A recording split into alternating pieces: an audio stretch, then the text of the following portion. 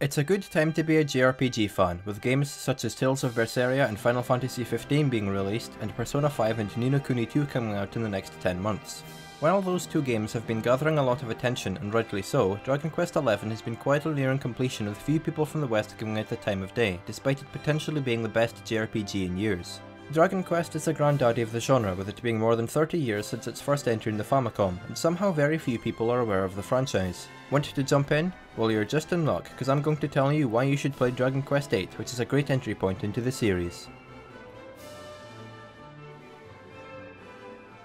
The premise of the game is fairly basic. You play as a guard of Trodain Castle, which has been cursed by the evil Dhoulmagus, with the king and princess also being affected. To revert the curse, you go on a journey with the two to find and defeat Dhoulmagus while meeting allies on the way. While its simplicity may seem disappointing at first, the game is about the journey just as much as the conclusion. Many of the towns and villages you visit vastly differ in design from one another, which helps to make them stand out through humorous stereotypes in some cases and interesting characters. Much of the huge cast the game has will only be met once or twice, but despite this, they manage to leave a real impact on you due to their quirky nature or by witnessing their personal struggles they are dealing with. Some of these tie in with Dhoulmagus and some of them don't, but everyone is extremely engaging, and seeing their resolution gives you a real sense of achievement as you try and better the lives of those around you.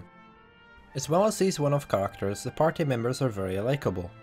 They all fit fairly standard tropes, such as the dumb one, the lecherous one, the love interest to said lecherous character, but it does bring a lot of fun to the game as we get to see how they all interact. As well as being generally entertaining to be around, they have interesting dynamics with one another, such as the rivalry between Dhoulmagus and Trode and the failing romance between Jessica, and throughout the journey it really feels like you're with a group of friends as your bond grows ever stronger.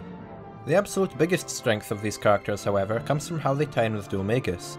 Each one has been affected by him in one way or another in a similar way to the many towns you travel to, and this helps to make the overall quest seem far more personal, getting the player excited to see the battle unfold.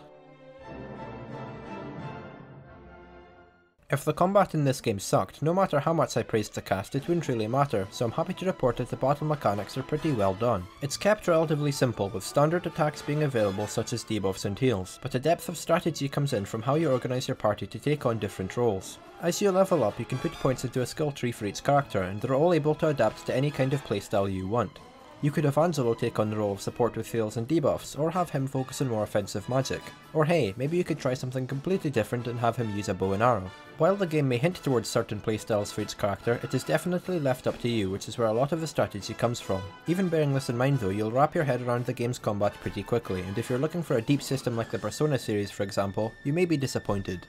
The way I see it, the game is a jack-of-all-trades style deal, where both the story and combat are pretty well done, but the chances are you'll find a game that is better in both departments. So, where does the appeal come from? As well as the characters previously mentioned, the game is just damn charming, with this odd sense of individuality that only Ni no Kuni has ever come close to replicating. Many of the characters are fully voice acted with a wide variety of English accents, which is refreshing to see in a world of Troy Bakers and Nolan Norths. The accents are almost always over the top, and it's hard to tell if they're just cheesy or plain awful, but you'll come to love them in time. The game also features illustrations from Dragon Ball creator Akira Toriyama, which will immediately stand out to any fan of the series. This works well with the gorgeous cel-shading style the game has, which helps it to hold up even today. All this is accompanied by one of the finest soundtracks you can get.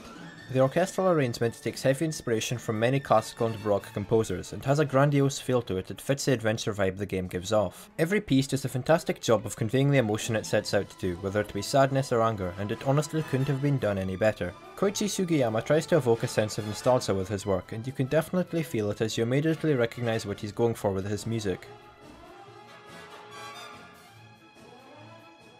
Overall, Dragon Quest VIII is a charming game and it doesn't falter in any aspect that it presents. It's old school in design, littered with dungeons and memorable characters. Any fans of the genre will find something to enjoy here, and I highly recommend it. Whether you play this on the PS2, the 3DS, and heck, even on your phone, you're gonna have a good time, so get out there and start playing folks. Thanks for watching, and I'll see you later.